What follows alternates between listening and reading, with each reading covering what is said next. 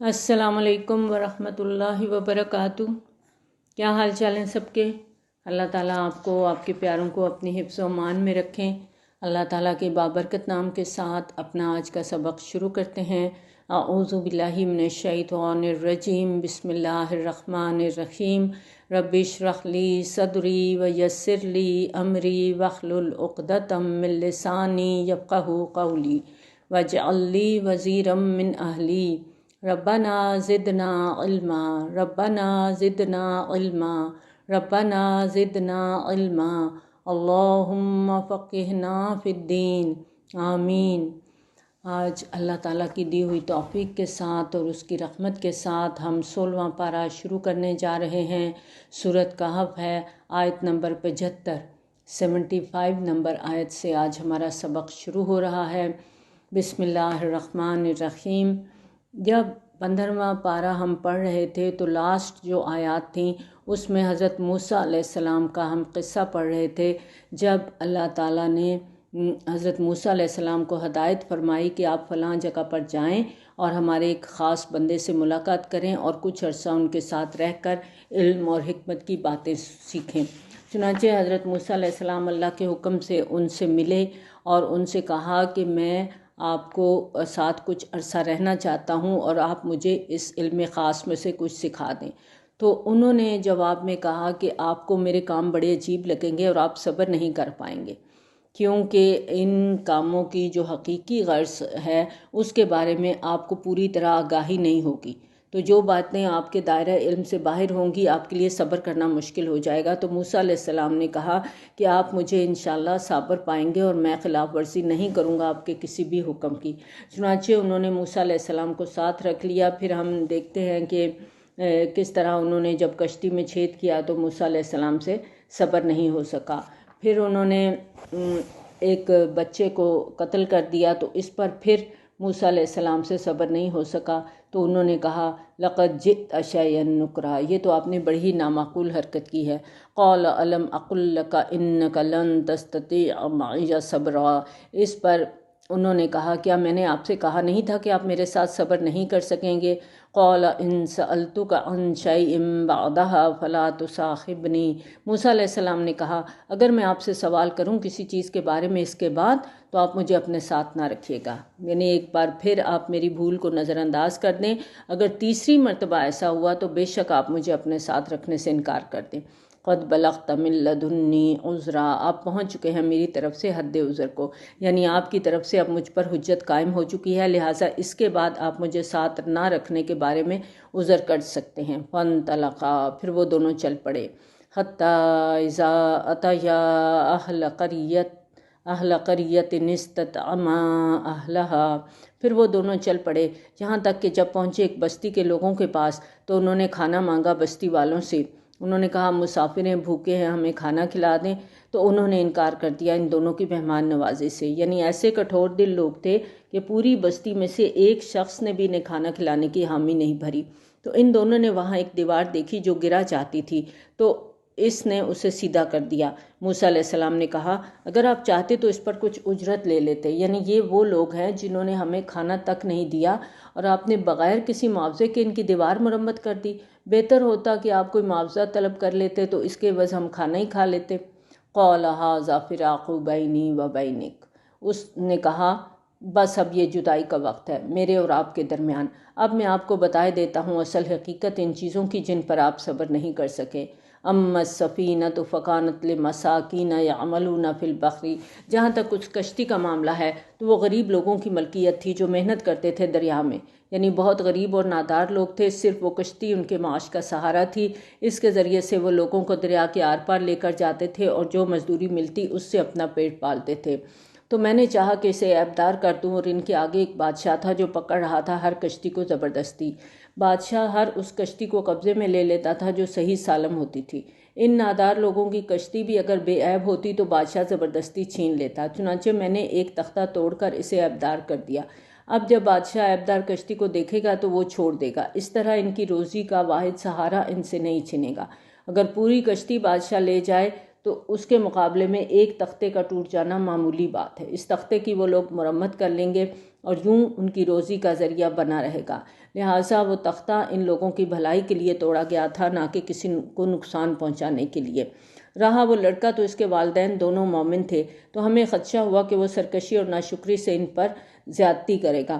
یعنی حضرت خضر کو اپنے خاص علم کی بنا پر معلوم ہوا کہ اس بچے کے جینز اچھے نہیں ہیں، بڑا ہو کر اپنے والدین کے لیے مشکل کا باعث بنے گا، سرکشی کرے گا، ناشکری کرے گا اور والدین کو عاجز کر دے گا۔ بس ہم نے چاہا کہ ان دونوں کو بدلے میں دے ان کا رب اس سے بہتر اولاد پاکیزگی میں اور قریب تر شفقت میں۔ بچے کے والدین چونکہ نیک اور صالح لوگ تھے، اس لیے ان کے رب نے چاہا کہ اس بچے کی جگہ انہیں ایک ایسا فرزند عطا فرمائے جو کہ پرہیزگار ہو، پاکیزہ نفس ہو اور مروت اور درد مندی والا دل رکھنے والا ہو۔ چنانچہ وقتی طور پر بچے کے فوت ہونے سے والدین پر تو غم کا پہاڑ ٹوٹا، لیکن حقیقت میں یہ سب کچھ ان کی بہتری کے لیے کیا گیا تھا۔ اور رہی وہ دیوار تو وہ شہر کے 2 یتیم لڑکوں کی تھی، اس کے نیچے ایک خزانہ تھا ان دونوں کے لیے، اور ان کا باپ نیک آدمی تھا۔ باپ نے جب دیکھا کہ میرا آخری وقت آ گیا ہے اور بچے ابھی بہت چھوٹے ہیں، تو اس نے اپنی ساری پونجی اکٹھی کر کے دیوار کی بنیاد میں دفن کر دی، اس امید پر کہ بڑے ہوں گے تو نکال لیں گے۔ لیکن اگر وہ دیوار وقت سے پہلے گر جاتی تو بستی کے ناہنجار لوگ جو کسی مسافر کو کھانا کھلانے کے روادار نہیں ہیں، وہ تو ان یتیموں کا سارا خزانہ لوٹ کر لے جاتے۔ لہٰذا آپ کے رب نے چاہا کہ وہ دونوں اپنی جوانی کو پہنچ جائیں اور نکال لے اپنا خزانہ۔ باپ چونکہ نیک آدمی تھا، اس لیے اللہ تعالیٰ کی طرف سے دیوار کی مرمت کا اہتمام کر کے اس کے کمسن یتیم بچوں کی بھلائی کا سامان کیا گیا۔ رحمۃ من ربک وما فعلتہ عن امری، یہ سب امور آپ کی رب کی رحمت سے طے ہوئے تھے اور میں نے اپنی طرف سے کوئی کام نہیں کیا۔ یعنی یہ تمام امور اللہ تعالیٰ کی رحمت کا مظہر تھے، یہ اللہ کے فیصلے تھے، اسی کے حکم سے ان کی تعمیل کی گئی تھی، میں نے اپنی مرضی سے ان میں کچھ نہیں کیا۔ ان تمام امور کے سلسلے میں اللہ کے احکامات کو نافذ کیا ہے، اور اللہ کے احکامات کو نافذ کرنے والے اللہ کے وہ بندے حضرت خضر تھے، کوئی ولی اللہ تھے یا کوئی فرشتہ تھے، اس بات سے کوئی فرق نہیں پڑتا۔ اس سارے واقعے کے اندر جو سمجھنے والی بات ہے وہ یہ کہ اللہ تعالیٰ کے ایسے تمام بندے کارکنان قضاء و قدر کی فوج کے سپاہی ہیں۔ وہ لوگ اللہ تعالیٰ کے جن احکامات کا نفاذ کرتے ہیں ان کا تعلق شریعت سے نہیں ہوتا، تکوینی امور سے ہوتا ہے۔ دنیا میں جو بھی واقعات ہوتے ہیں، حادثات رونما ہوتے ہیں، ہم صرف ان کے ظاہری پہلوؤں کو دیکھتے ہیں، اور اچھی بات ہو جاتی ہے تو خوشی کا اظہار کرتے ہیں، کوئی بری بات ہو جاتی ہے، کسی کا نقصان ہو جاتا ہے تو دل گرفتہ ہو جاتے ہیں، اداس ہو جاتے ہیں۔ بہرحال ہمیں یقین ہونا چاہیے کہ اللہ کی طرف سے جو کچھ ہوتا ہے اس میں خیر اور بھلائی ہوتی ہے، لہٰذا ہمیں اپنے تمام معاملات میں اللہ کی رضا پہ راضی رہنا ہے۔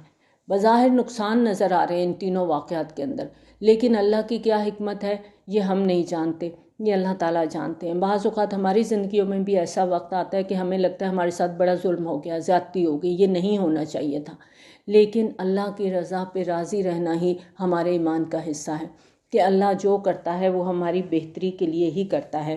ذَلِكَ تَأْوِيلُ مَا لَمْ تَسْطِع عَلَيْهِ صَبْرًا، یہ ہے اصل حقیقت ان باتوں کی جن پر آپ صبر نہ کر سکے۔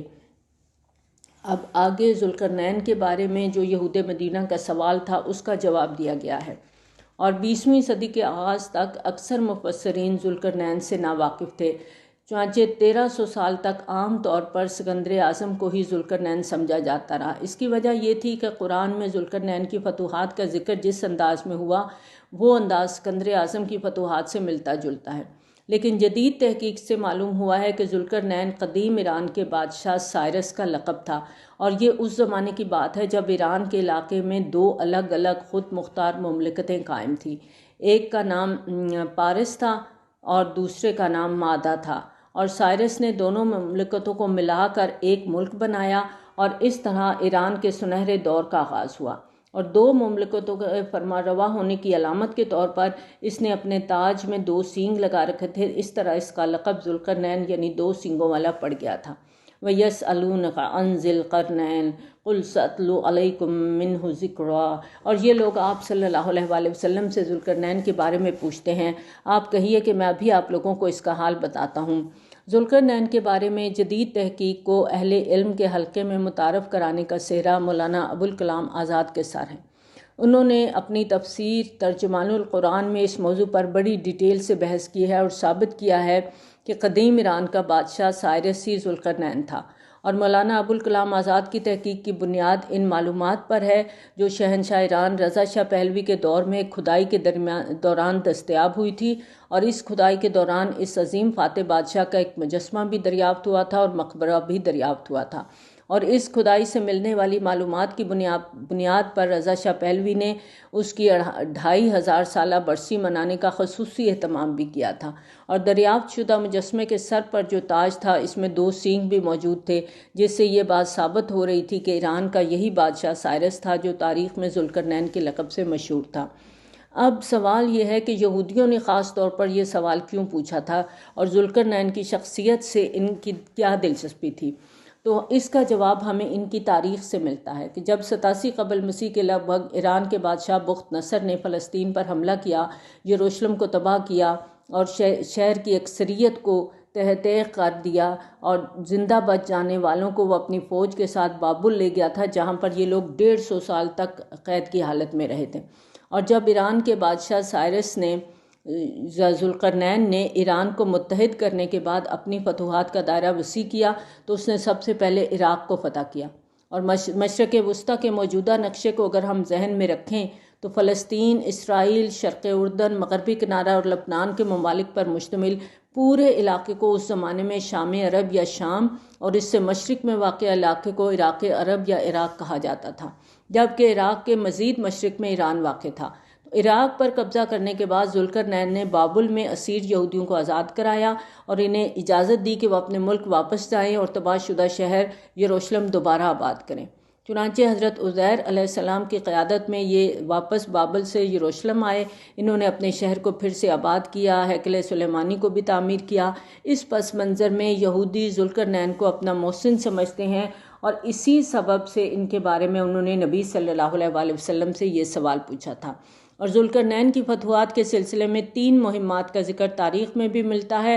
ان مہمات میں ایران سے مغرب میں بحیرہ روم تک پورے علاقے کی تسخیر، مشرق میں بلوچستان اور مکران تک لشکر کشی، اور شمال میں بحیرہ خزر اور بحیرہ اسود کے درمیان پہاڑی علاقے کی فتوحات شامل ہیں۔ اور یہ بھی ممکن ہے کہ اور قرآن ذوالقرنین کا جو کردار پیش کرتا ہے وہ نیک اور صالح بندہ مومن کا کردار ہے۔ اِنَّا مَكَّنَّا لَهُ فِي الْأَرْضِ وَآتَيْنَاهُ مِن كُلِّ شَيْءٍ سَبَبًا، ہم نے اسے زمین میں تمکن عطا کیا اور اسے ہر طرح کے اسباب اور وسائل مہیا کیے، تو اس نے ایک مہم کا سر و سامان کیا، یہاں تک کہ جب وہ سورج کے غروب ہونے کی جگہ تک پہنچا۔ یہ ذوالقرنین کی مغربی علاقوں پر لشکر کشی کا ذکر ہے جب وہ پیش قدمی کرتے ہوئے بحیرہ روم کے ساحل تک جا پہنچا۔ چونکہ اس زمانے میں لوگوں کو پوری دنیا کا نقشہ معلوم نہیں تھا تو وہ یہی سمجھ رہے تھے کہ اس سمت میں شاید یہ دنیا کی آخری سرحد تک ہم پہنچ گئے ہیں اور اس سے آگے اب سمندر ہی سمندر ہے۔ تو وہاں پر ساحل پہ کھڑے ہو کر انہیں سورج بظاہر سمندر میں غروب ہوتا ہوا نظر آیا، تو اس طرح وہ اس جگہ کو مغرب الشمسی یعنی سورج کے غروب ہونے کی جگہ سمجھے، اور اس نے اسے غروب ہوتے ہوئے پایا ایک گدلے چشمے میں، اور اس نے پایا وہاں ایک قوم کو، یعنی اس علاقے کو جب انہوں نے فتح کر لیا تو وہاں بسنے والی قوم اب ان کی رعایا بن گئی۔ قُلْنَا يَا ذَا الْقَرْنَيْنِ إِمَّا أَن تُعَذِّبَ وَإِمَّا أَن تَتَّخِذَ فِيهِمْ حُسْنًا، اور ہم نے کہا ہے ذوالقرنین تم چاہو تو انہیں سزا دو اور چاہو تو ان کے بارے میں حسن سلوک کا معاملہ کرو، یعنی اس علاقے کو آپ نے بزور بازو فتح کیا ہے، اب یہاں کے باشندے آپ کے رحم و کرم پر ہیں، آپ کو ان پہ مکمل اختیار ہے، آپ چاہیں تو ان پر سختی کریں، چاہے تو ان کے درمیان حسن سلوک کی روایت قائم کریں۔ اور آیت کے الفاظ سے یہ بھی پتہ چلتا ہے کہ یہ بات اللہ تعالیٰ نے براہ راست ذوالقرنین کو مخاطب کر کے فرمائی، اور اس سے مراد القاء یا الہام بھی ہو سکتا ہے، جیسے سورۃ نحل کی آیت نمبر 68 میں ہم نے پڑھا تھا کہ شہد کی مکھی کی طرف اللہ تعالیٰ نے وحی کی تھی۔ قَالَ أَمَّا مَنْ ظَلَمَ فَسَوْفَ نُعَذِّبُهُ ثُمَّ يُرَدُّ إِلَىٰ رَبِّهِ فَيُعَذِّبُهُ عَذَابًا نُكْرًا، اس نے کہا جس نے ظلم کیا ہم اسے سزا دیں گے، پھر وہ لوٹایا جائے گا اپنے رب کی طرف اور وہ اسے بہت سخت عذاب دے گا۔ اور یہاں ظلم سے مراد کفر اور شرک بھی ہو سکتا ہے۔ وَأَمَّا مَنْ آمَنَ وَعَمِلَ صَالِحًا فَلَهُ جَزَاءً الْحُسْنَى وَسَنَقُولُ لَهُ مِنْ أَمْرِنَا يُسْرًا، اور جو کوئی ایمان لایا اور اس نے نیک اعمال کیے تو اس کے لیے ہے اچھی جزا، اور اس سے ہم بات کریں گے اپنے معاملے میں نرمی سے۔ یعنی یہ جو علاقے ہم نے فتح کیے ہیں اس میں رعایا کے اہل ایمان نیک لوگوں سے ہم تمام معاملات میں نرمی سے کام لیں گے، اور خراج وغیرہ کی وصولی کے سلسلے میں ان پر سختی نہیں کریں گے۔ ثم اتبع سببا، پھر اس نے ایک اور مہم کا سر و سامان کیا۔ مغربی مہم سے فارغ ہونے کے بعد ذوالقرنین نے اب مشرقی علاقوں کی طرف پیش قدمی کا منصوبہ بنایا۔ حتی اذا بلغ مطلع الشمس، یہاں تک کہ وہ سورج کے طلوع ہونے کی جگہ پر پہنچ گیا۔ اس مہم کے سلسلے میں تاریخی طور پر مکران کے علاقے تک ذوالقرنین کی پیش قدمی ثابت ہے۔ واللہ عالم، اللہ تعالیٰ زیادہ بہتر جانتے ہیں۔ اس نے اس کو طلوع ہوتے پایا ایک ایسی قوم پر جس کے لیے ہم نے اس سورج کے مقابل کوئی اوٹ نہیں رکھی تھی۔ یہاں اس علاقے کے اندر ایسے وحشی قبائل آباد تھے جو زمین پر صرف دیواریں کھڑی کر کے اپنے گھر بناتے تھے، اور اس زمانے تک ان کی جو تمدن تھا اس میں گھروں پہ چھتیں ڈالنے کا کوئی تصور موجود نہیں تھا۔ کذالک، پھر یعنی ایسا ہی ہوا، یعنی یہاں بھی ویسا ہی معاملہ ہوا جیسا پہلی مہم کے سلسلے میں ہوا تھا کہ اللہ تعالیٰ نے مکمل فتح عطا فرمائی اور علاقے میں آباد قبائل کے معاملات میں نرمی یا سختی کرنے کا پورا اختیار دیا۔ یہاں بھی ذوالقرنین نے ظالم اور شریر لوگوں کے ساتھ سختی کی اور نیک اور شریف لوگوں کے ساتھ نرمی کا رویہ اختیار کرنے کے عزم کا اظہار کیا۔ وَقَدْ أَحَطْنَا بِمَا لَدَيْهِ خُبْرًا، اور ہم پوری طرح باخبر تھے اس کے احوال سے، یعنی جو کچھ ذوالقرنین کے پاس تھا اور جن حالات سے اس کو سابقہ پیش آیا ہم اس سے پوری طرح باخبر تھے۔ ثُمَّ أَتْبَعَ سَبَبًا، پھر اس نے ایک اور مہم کا سر و سامان کیا۔ حَتَّىٰ إِذَا بَلَغَ بَيْنَ السَّدَّيْنِ، یہاں تک کہ جب وہ دو دیواروں کے درمیان پہنچا۔ سد دیوار کو کہتے ہیں، اور دو دیواروں سے مراد یہاں پر دو پہاڑی سلسلے ہیں۔ داہنی طرف مشرق میں بحیرہ کیسپین تھا اور دوسری طرف بحیرہ اسود، اور ان دونوں سمندروں کے ساحلوں کے ساتھ ساتھ دو پہاڑی سلسلے متوازی چلتے ہیں، اور ان پہاڑی سلسلوں کی درمیانی گزرگاہ سے شمالی علاقوں کے جو وحشی قبائل ہیں یاجوج ماجوج، یہ اس علاقے پر حملہ آور ہوتے تھے۔ اس نے پایا ان دونوں پر ایک قوم کو جو کوئی بات سمجھ نہیں سکتے تھے، یعنی ایک غیر متمدن قوم تھی، اور اس قوم کے افراد ذوالقرنین اور ان کے ساتھیوں کی زبان سے قطعاً ناآشنا تھے، اور حملہ آور لشکر کے لوگ بھی اس مفتوحہ قوم کی زبان نہیں سمجھ سکتے تھے۔ پھر بھی انہوں نے کسی نہ کسی طرح سے ذوالقرنین کے سامنے اپنا مدعا بیان کر ہی دیا۔ قالوا یا ذا القرنین ان یأجوج ومأجوج مفسدون فی الارض، انہوں نے کہا ہے ذوالقرنین، یاجوج اور ماجوج زمین میں بہت فساد مچانے لگے ہیں، تو کیا ہم آپ کو کچھ خراج ادا کریں کہ اس کے آپ ہمارے اور ان کے درمیان ایک دیوار بنا دیں؟ یعنی آپ ان پہاڑوں کے درمیان واقع اس واحد قدرتی گزرگاہ کو بند کر دیں تاکہ یاجوج اور ماجوج ہم پر حملہ آور نہ ہو سکیں۔ یہ قرب قیامت میں قوموں کی ایک اور یلغار ہونے والی ہے، اس کی ڈیٹیل ہمیں احادیث سے اور روایات سے ملتی ہے۔ بہرحال حدیث سے ہمیں پتہ چلتا ہے اور قیامت کی نشانیوں میں سے بھی نشانی ہے کہ یاجوج اور ماجوج کی یلغار ہوگی، اور یہ بہت بڑی یلغار ہوگی۔ سورۃ انبیاء کی آیت نمبر 94، 97 اور 98 میں ان کی اس یلغار کا ذکر قرب قیامت کے واقعات کے حوالے سے کیا گیا ہے۔ قال ما مکنی فیہ ربی خیر، اس نے کہا جو کچھ بھی مجھے دے رکھا ہے اس میں میرے رب نے وہ بہت بہتر ہے۔ اس نے کہا کہ مجھے تمہارے خراج وغیرہ کی کوئی ضرورت نہیں ہے، اس سے بہتر مال میرے رب نے مجھے پہلے ہی دے رکھا ہے۔ بہرحال میں تمہارے اس مسئلے کو حل کرتا ہوں۔ اور یہاں پر آپ دیکھیں کہ ذوالقرنین کے کردار کی عکاسی ہو رہی ہے کہ کس طرح سے وہ ان کی مدد کرنے کے لیے تیار ہے اور کوئی خراج کا طلبگار نہیں۔ البتہ تم لوگ میری مدد کرو، قوت کے ذریعے سے میں تمہارے اور ان کے درمیان ایک مضبوط دیوار بنا دوں گا۔ دیوار بنانے کے لیے جو مادی اسباب اور وسائل درکار ہیں وہ میں مہیا کر لوں گا۔ آپ لوگ اس سلسلے میں مجھے افرادی قوت دیں، یعنی مین پاور کے ذریعے سے میرا ہاتھ بٹائیں۔ آتونی زبر الحدید، لاؤ میرے پاس تختے لوہے کے۔ حتی اذا ساوی بین الصدفین، یہاں تک کہ جب اس نے برابر کر دیا دونوں اونچائیوں کے درمیان کی جگہ کو، یعنی لوہے کے تختوں کو جوڑ کر دونوں پہاڑوں کے درمیانی درے میں دیوار کھڑی کر دی۔ قال انفخوا، اس نے کہا اب آگ دہکاؤ، بڑے پیمانے پر آگ جلا کر ان تختوں کو گرم کرنے کا حکم دیا۔ حتی اذا جعلہ نارا، یہاں تک کہ جب بنا دیا اس نے اس کو آگ، یعنی اتنا گرم ہو گیا، لوہے کے وہ تختے گرم ہو کے سرخ ہو گئے، تو پھر اس نے کیا کہا، قال آتونی افرغ علیہ قطرا، اس نے کہا لاؤ میرے پاس میں ڈال دوں اس پر پگھلا ہوا تانبا۔ اور اس طرح ذوالقرنین نے لوہے کے تختوں اور پگھلے ہوئے تانبے کے ذریعے سے ایک انتہائی مضبوط دیوار بنا دی۔ فَمَا اسْطَاعُوا أَن يَظْهَرُوهُ وَمَا اسْتَطَاعُوا لَهُ نَقْبًا، اب نہ تو وہ یاجوج ماجوج اس کے اوپر چڑھ سکیں گے اور نہ ہی اس میں نقب لگا سکیں گے۔ قَالَ هَٰذَا رَحْمَةٌ مِّن رَّبِّی، اس نے کہا یہ رحمت ہے میرے رب کی۔ اتنا بڑا کارنامہ سر انجام دینے کے بعد بھی آپ دیکھیں کہ ذوالقرنین کوئی کلمہ فخر زبان پر نہیں لائے، بلکہ کیا کہہ رہے ہیں کہ اس میں میرا کوئی کمال نہیں ہے، یہ سب اللہ کی مہربانی سے ممکن ہوا ہے۔ فَإِذَا جَاءَ وَعْدُ رَبِّي جَعَلَهُ دَكًّا، اور جب آ جائے گا وعدہ میرے رب کا تو وہ کر دے گا اس کو ریزہ ریزہ۔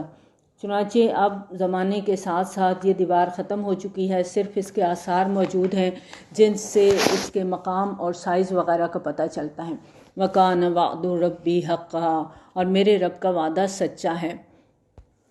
وَتَرَكْنَا بَعْضَهُمْ يَوْمَئِذٍ يَمُوجُ فِي بَعْضٍ، اور ہم چھوڑ دیں گے ان کو اس دن وہ ایک دوسرے میں گتھم گتھا ہو جائیں گے۔ قیامت سے پہلے رونما ہونے والے جنگی واقعات کی طرف اشارہ ہے، اور قرب قیامت کے واقعات میں سے اہم واقعہ یاجوج ماجوج کا ظہور بھی ہے۔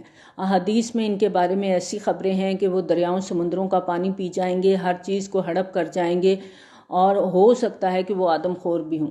یاجوج ماجوج کی یلغار کا نقشہ سورۃ انبیاء میں اس طرح کھینچا گیا ہے، وَهُم مِّن كُلِّ حَدَبٍ يَنْسِلُونَ، اور وہ حد پہاڑ کی ڈھلوان سے اترتے ہوئے نظر آئیں گے۔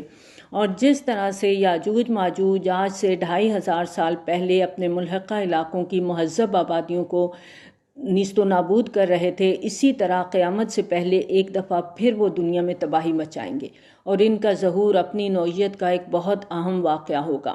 وَنُفِخَ فِي الصُّورِ فَجَمَعْنَاهُمْ جَمْعًا، اور سور میں پھونک دیا جائے گا بس ہم ان سب کو جمع کر لیں گے۔ وَعَرَضْنَا جَهَنَّمَ يَوْمَئِذٍ لِّلْكَافِرِينَ عَرْضًا، اور اس روز ہم جہنم کو کافروں کے سامنے لے آئیں گے کہ دیکھ لو اپنی آنکھوں سے، یہ جہنم ہے جو تمہارے انجام کے لیے تیار کر رکھی ہے۔ الذین کانت اعینہم فی غطاء عن ذکری وکانوا لا یستطیعون سمعا، وہ لوگ جن کی نگاہیں پردے میں تھی میرے ذکر سے اور وہ سن بھی نہیں سکتے تھے، یعنی وہ لوگ جو اندھے بہرے ہو کر دنیا سمیٹنے میں لگے ہوئے تھے، حقیقی مسبب الاسباب کو فراموش کر چکے تھے اور دنیاوی اسباب اور وسائل پر بھروسہ کرتے تھے۔ دنیا میں ان کی ساری تگ و دو، ساری کوشش مادی فائدے کے حصول کے لیے تھی۔ افحسب الذین کفروا ان یتخذوا عبادی من دونی اولیاء، کیا کافروں نے یہ سمجھ رکھا ہے کہ وہ میرے ہی بندوں کو میرے مقابلے میں اپنے حمایتی بنا لیں گے، یعنی میرے یہ بندے میرے مقابلے میں ان کے حامی اور مددگار ہوں گے اور ان کے لیے حاجت روا ثابت ہوں گے۔ انا اعتدنا جہنم للکافرین نزلا، یقیناً ہم نے تیار کر رکھا ہے جہنم کو ایسے کافروں کی مہمانی کے لیے۔ قل هل ننبئکم بالاخسرین اعمالا، آپ کہیے صلی اللہ علیہ وآلہ وسلم کیا ہم تمہیں بتائیں اپنے اعمال کے اعتبار سے سب سے زیادہ خسارے میں کون ہے؟ یہ ہے وہ مضمون جسے سورت کے آغاز میں جب اللہ تعالیٰ نے فرمایا کہ دنیا اور اس کی زیب و زینت ایک دن ختم ہونے والی ہے، یہ سب دنیا کی زندگی کی رونق ہے۔ ابتدائی آیات ہم نے پڑھی تھیں، وہاں پہ واضح طور پر بتایا گیا تھا کہ دنیا کی زیب و زینت اور رونقوں پر مشتمل یہ خوبصورت محفل یہ سجائی کیوں گئی ہے؟ انسانوں کی آزمائش کے لیے، لِنَبْلُوَهُمْ أَيُّهُمْ أَحْسَنُ عَمَلًا، اور اس کے ذریعے سے انسانوں کے رویوں کی پرکھ پڑتال کرنا اور ان کی کوشش کی غرض، ان کی نیتوں کا تعین کرنا مقصود ہے۔ اس آیت میں اب ان لوگوں کی نشاندہی کی جا رہی ہے جو اپنے اعمال، اپنی محنت، مشقت، بھاگ دوڑ، جد و جہد سب کر رہے ہیں لیکن گھاٹا کھانے والے۔ یہ کون لوگ ہیں؟ جو اس آزمائش میں ناکام ہو کر دنیا کی زیب و زینت میں کھو گئے ہیں۔ ان کے لیے سب کچھ دنیا ہی ہے، اور جہاں تک محنت اور مشقت کا تعلق ہے تو ہر شخص کرتا ہے۔ جیسے نبی صلی اللہ علیہ وآلہ وسلم نے فرمایا، ہر انسان جب صبح کرتا ہے تو خود کو بیچنا شروع کرتا ہے، پھر یا تو وہ اسے آزاد کرا لیتا ہے یا گناہوں سے ہلاک کر دیتا ہے، مسلم کی روایت ہے۔ ہر شخص اپنے آپ کو بیچ رہا ہے، کوئی اپنی طاقت قوت بیچتا ہے، کوئی ذہانت صلاحیت بیچتا ہے، کوئی اپنا وقت، کوئی اپنا ہنر بیچتا ہے۔ گویا یہ دنیا محنت، عمل اور کوشش کی دوڑ کا میدان ہے، اور ہر انسان اپنے فائدے کے لیے اپنی اپنی ہمت کے مطابق اس دوڑ میں شامل ہے، لیکن بدقسمتی سے کچھ لوگ ایسے بھی ہیں جو اپنی پوری کوشش اور محنت کے باوجود گھاٹے میں رہتے ہیں۔ ان کے لیے خود کو بیچنے کے اس عمل میں کوئی نفع نہیں بلکہ نقصان ہی نقصان ہے، خسارہ ہی خسارہ ہے۔ تو اللہ کی نظر میں سب سے زیادہ خسارے میں رہنے والے کون لوگ ہیں؟ الذین ضل سعیہم فی الحیات الدنیا، وہ لوگ جن کی سعی، جن کی جدوجہد، جن کی کوشش دنیا کی زندگی میں گم ہو کر رہ گئی، یعنی محنت بھی کی، کوشش بھی کی، عمل بھی کیے، لیکن سب کے سب دنیا کی زندگی کے لیے کیے۔ یہ وہ لوگ جنہیں آخرت مطلوب ہی نہیں، ان کی ساری کوشش، سوچ بچار صرف اور صرف دنیا کمانے کے لیے ہے، نہ انہوں نے آخرت کے لیے کوئی منصوبہ بندی کی، نہ کوئی محنت کی۔ بس ایک برائے نام سا موروثی مسلمانی کا بھرم رکھنے کے لیے کبھی کبھی نیک کام کر لیا، کبھی کوئی نماز پڑھ لی، کبھی روزہ بھی رکھ لیا، لیکن اللہ کو کیا مقصود تھا، کیا مطلوب ہے اس میں انہوں نے کبھی سنجیدگی سے سوچا ہی نہیں۔ ایسے لوگوں کو ان کی محنت کا صلہ دنیا میں تو مل جاتا ہے، لیکن آخرت میں پھر ان کے لیے سوائے جہنم کے اور کچھ نہیں ہے۔ اسی مضمون کو ہم نے سورۃ بنی اسرائیل میں پیچھے پڑھا تھا۔ اگر آپ لوگ کو یاد ہو کہ جو کوئی طلبگار بنتا ہے جلدی ملنے والی کا، یعنی دنیا کا، تو ہم اس کو جلدی دے دیتے ہیں، یعنی دنیا دے دیتے ہیں جتنی وہ چاہتا ہے، اس میں جو کچھ ہم چاہتے ہیں، لیکن دنیا بھی اتنی دیتے ہیں جتنی اللہ چاہتے ہیں، جس کے لیے چاہتے ہیں۔ پھر ہم مقرر کر دیتے ہیں اس کے لیے جہنم، وہ داخل ہوگا اس میں ملامت زدہ، دھتکارا ہوا۔ اور جو کوئی آخرت کا طلبگار ہو اور کوشش کرے اس کے لیے، اس کسی کوشش، اور وہ مومن بھی ہو، تو یہ لوگ ہیں جن کی کوشش کی قدر کی جائے گی۔ چنانچہ آخرت کا امیدوار بننے کے لیے، آخرت کی نجات کا امیدوار بننے کے لیے ہر بندہ مسلمان کو واضح طور پر جاننا ہوگا کہ اس کو کون سا رستہ اختیار کرنا ہے۔ کیا وہ دنیا کا طالب ہے یا آخرت کا طالب ہے؟ جہاں تک دنیا میں رہتے ہوئے ضرورت زندگی کا تعلق ہے تو وہ اللہ تعالیٰ کی طرف سے نیکوں کو بھی مل رہی ہیں، بروں کو بھی مل رہی ہیں۔ سورۃ بنی اسرائیل میں اللہ تعالیٰ فرماتے ہیں، اللہ تعالیٰ نیک کو، بد کو، کافر کو، مومن کو، سب کو اس کی بنیادی ضرورتیں دے رہے ہیں۔ سورۃ بنی اسرائیل میں آتا ہے، ہم سب کو مدد پہنچائے جا رہے ہیں، ان کو بھی اور ان کو بھی، آپ کے رب کی عطا سے، اور آپ کے رب کی عطا رکی ہوئی نہیں ہے۔ اس لیے انسان کو اپنی ضروریات زندگی کے حصول کے سلسلے میں کس پر بھروسہ کرنا ہے؟ اپنے اللہ پر کرنا ہے۔ اللہ نے انسان کو دنیا میں زندہ رکھنا ہے، وہ اس کے کھانے پینے کا بندوبست بھی کرے گا۔ وَيَرْزُقْهُ مِنْ حَيْثُ لَا يَحْتَسِبُ، سورۃ طلاق میں آتا ہے، وہ اس کو وہاں سے رزق دے گا جہاں سے اسے گمان بھی نہ ہوگا۔ چنانچہ ہمیں کیا کرنا ہے؟ اگر ہم مومن ہیں، ایمان والے ہیں، تو ہمیں دنیا کی فکر سے نکل کے آخرت کی فکر کرنی ہے، آخرت کو اپنا مطلوب اور مقصود بنانا ہے۔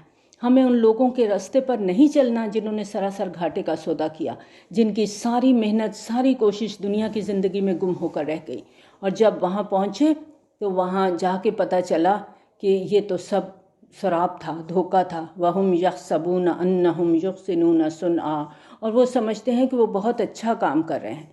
یعنی ایسے لوگ جب دیکھتے ہیں کہ ان کے کاروبار میں ترقی ہو رہی ہے، جائیدادوں میں اضافے ہو رہے ہیں، دوسری مادی کامیابیاں مل رہی ہیں، ان کی محنتیں روز بروز نتیجہ خیز کوششیں برابر ہو رہی ہیں، تو وہ سمجھتے ہیں بہت اچھا کام ہو رہا ہے۔ یعنی محنت کر رہے ہیں، کوشش کر رہے ہیں، اور اپنے تئیں یہ سمجھتے ہیں کہ ہم دنیا میں بہت کامیاب ہیں، تو اللہ ہم سے راضی ہے۔ اللہ تعالیٰ فرماتے ہیں، اولئک الذین کفروا بآیات ربہم ولقائہ، یہی وہ لوگ ہیں جنہوں نے انکار کیا اپنے رب کی آیات اور اس سے ملاقات کا۔ یعنی ایسے لوگ بے شک اقرار کرتے ہیں کہ وہ اللہ کو مانتے ہیں، قرآن کو مانتے ہیں، لیکن حقیقت یہ ہے کہ وہ آخرت کو بھلائے بیٹھے ہیں، دن رات دنیا سمیٹنے میں مصروف ہیں، تو اپنے عمل سے گویا وہ اللہ کی آیات اور آخرت میں اس سے جو ملاقات ہونی ہے اس کا انکار کرتے ہیں۔ اللہ تعالیٰ کا فیصلہ تو یہ ہے، وَإِنَّ الدَّارَ الْآخِرَةَ لَهِيَ الْحَيَوَانُ، یقیناً آخرت کی زندگی ہی اصل زندگی ہے۔ لیکن جو دنیا کا طالب ہے اس کا عمل اللہ کی اس بات کی تصدیق نہیں کرتا، بلکہ اللہ کے اس کلام کو جھٹلاتا ہے۔ اس لیے فرمایا یہ وہ لوگ ہیں جنہوں نے اللہ کی آیات کو اور اللہ کے سامنے روز محشر کی حاضری کو عملی طور پر جھٹلا دیا۔ تو پھر کیا ہوا کہ کہ جو انہوں نے اپنی طرف سے بڑے بڑے نیکی کے کام کیے تھے، رفاہی ادارے بنائے تھے، چیریٹی کے کام کیے تھے، فَحَبِطَتْ أَعْمَالُهُمْ، تو برباد ہو گئے ان کے اعمال۔ فَلَا نُقِيمُ لَهُمْ يَوْمَ الْقِيَامَةِ وَزْنًا، اور ہم قائم نہیں کریں گے ان کے لیے قیامت کے دن کوئی وزن۔ قیامت کے دن ایسے لوگوں کے اعمال کا وزن ہی نہیں ہوگا۔ اگر انہوں نے اپنے دل کی تسلی اور ضمیر کی خوشی کے لیے بھلائی کے کچھ کام کیے بھی ہوں گے تو ان کی یہ نیکیاں ایمان اور یقین سے خالی تھیں، ان کی اللہ کے نزدیک کوئی حیثیت نہیں ہوگی۔ تمام نیکی کے عمل ضائع کر دیے جائیں گے اور میزان میں ان کا وزن کرنے کی نوبت ہی نہیں آئے گی۔ اس بھیانک انجام کی بنیادی وجہ یہ ہے کہ دنیا کی آرائش اور زیبائش میں گم ہو کر انسان کو نہ تو اللہ کا خیال رہتا ہے، نہ آخرت کی فکر ہوتی ہے، اور دنیا کی زیب و زینت کے حوالے سے یہ مضمون اس صورت میں بار بار دہرایا گیا ہے، آیت نمبر 7 میں، آیت نمبر 27 میں اور آیت نمبر 46 میں۔ ذَلِكَ جَزَاؤُهُمْ جَهَنَّمُ بِمَا كَفَرُوا وَاتَّخَذُوا آيَاتِي وَرُسُلِي هُزُوًا، ان کا بدلہ جہنم ہے بسبب اس کے کہ انہوں نے کفر کیا اور میری آیات اور میرے رسولوں کا مذاق اڑایا۔ اللہ تعالیٰ کی آیات اور رسولوں کے فرمودات کے مطابق اصل زندگی آخرت کی زندگی ہے، اور اس کے مقابلے میں دنیا کی زندگی کی کوئی اہمیت نہیں ہے۔ لیکن جو دنیا کا طالب ہے وہ یہی سمجھتا ہے کہ اصل کامیابی اس دنیا کی زندگی کی کامیابی ہے، چنانچہ اس کامیابی کو پانے کے لیے محنت کرتا ہے، کوشش کرتا ہے، اس دنیا کی زندگی کو سنوارنے کے لیے خود کو ہلکان کرتا رہا۔ آخرت پر اس نے توجہ ہی نہیں دی، نہ ہی اس کے لیے کوئی سنجیدہ کوشش کی۔ اگر کبھی خیال بھی آیا آخرت کا تو یہ سوچ کر اپنے آپ کو تسلی دے لی کہ میں تو فلاں رفاہی ادارے میں مدد کرتا ہوں، فلاں بھلائی کے کام کرتا ہوں، پھر ہم تو نبی صلی اللہ علیہ وآلہ وسلم کی امتی ہیں، نبی صلی اللہ علیہ وآلہ وسلم ہماری شفاعت فرمائیں گے تو ہم تو کامیاب اور کامران ہو کر جنت میں چلے جائیں گے۔ یہی عقیدہ تھا نا یہودیوں کا بھی، وہ بھی تو دعویٰ کرتے ہیں کہ ہم اللہ کے بیٹوں کی مانند ہیں، لاڈلے ہیں، چہیتے ہیں۔ ان آیات کے حوالے سے ہم سب کو غور کرنا ہے کہ یہاں جو کفر کی بات ہوئی ہے، ذالک جزاؤہم جہنم بما کفروا، تو یہ کفار سے مراد اصطلاحی کفار نہیں ہیں، بلکہ ایسے لوگ ہیں جو قانونی طور پہ مسلمان ہیں، لا الہ الا اللہ پڑھے ہوئے ہیں، لیکن اللہ اور اس کے رسول صلی اللہ علیہ وآلہ وسلم کے احکامات کو پس پشت ڈال کے سر سے لے کے پاؤں تک دنیا کی طلب لیے بیٹھے ہیں۔ اور اس سلسلے میں یہ بات یاد رکھنی چاہیے کہ جو شخص بھی آخرت کے مقابلے میں دنیا کا طالب ہے وہ ان آیات پر بالکل صادق آتا ہے۔ بظاہر چاہے وہ مسلمان ہے، مسلمانوں کا لیڈر ہے، کوئی مذہبی پیشوا ہے، کوئی بہت بڑا عالم ہے، لیکن اگر اس نے آخرت کے لیے کوئی کوشش نہیں کی، سب کچھ وہ دنیا کے لیے کوشش کر رہا ہے، تو پھر آخرت میں اس کی نجات نہیں ہے۔ آخرت کے نجات کے سلسلے میں یہ بات طے کرنا انتہائی ضروری ہے کہ اندرونی طور پہ ہم دنیا کے طالب ہیں یا آخرت کے طالب ہیں۔ ان الذین آمنوا وعملوا الصالحات کانت لہم جنات الفردوس نزلا، اس کے برعکس وہ لوگ جو ایمان لائے اور انہوں نے نیک اعمال کیے، ان کی مہمانی کے لیے فردوس کے باغات ہوں گے۔ پیچھے ہم نے پڑھا تھا جہنم کے بارے میں نزلا کی بات ہوئی تھی، یہاں پر جنت کو نزلا کہا گیا ہے۔